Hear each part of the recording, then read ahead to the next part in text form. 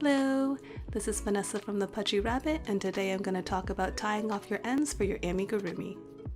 When you finish a piece or complete your pattern, you'll be left with these yarn ends or tails that you'll then have to weave back in. So today I'm going to show you how to fasten off your yarn and then weave back in those ends so you get a neat completed look to your amigurumi. So here I just finished the last round of my tiger ear and I'm ready to fasten off the yarn so it doesn't unravel. And to do that, I'm just going to make a slip stitch. So to do a slip stitch, I'm going to insert my hook into the next stitch, yarn over, and then pull it through, and pull it through the last loop that I have on my hook, and there I've made a slip stitch. And I'm going to pull the yarn out a little bit to make a tail, snip it off, and then I'm going to pull the end all the way through and then pull it tight. And there, my tiger ear is now fastened off, and I've left this long tail that I can now use to sew it onto the tiger head. And this is how I fasten off any pieces that need to be attached to the body. So here I've stuffed and finished off the last round of my tiger, and I'm ready to fasten off the yarn.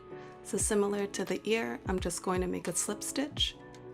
So I'm going to insert my hook into the next stitch and bring it up through the middle, yarn over, and pull it through, and pull it through that last loop I have on my hook. And there I've made my slip stitch. And now I'm just going to continue pulling the yarn out to leave myself a tail to weave in. So pull, pull, pull. Now you don't have to leave as long as the tail that I do, but I'm always worried that I might not have enough yarn to weave in, so I like to leave an extra long tail.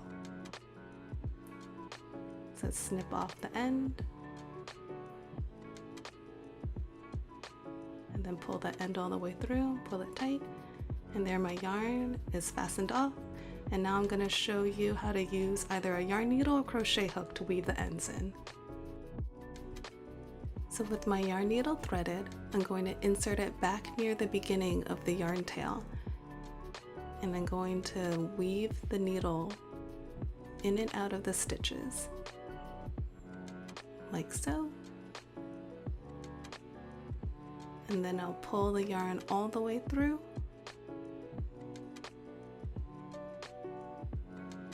and repeat weaving the needle in and out of the stitches until I've gone almost all the way around the base of the tiger. To use a hook to weave in your ends, just insert your hook where you want the yarn to come out and then bring it up near the tail end of the yarn. Grab the yarn and then pull it all the way through. And then you just repeat to weave the yarn around the base of your project. Now when using the hook, you just have to be careful to not grab any stuffing when you're pulling the hook back out, but if this happens, you can just stuff it back in or pull out any of the loose fiber. Once you're done weaving your yarn around, you can check to make sure everything is secure, and then trim off the tail.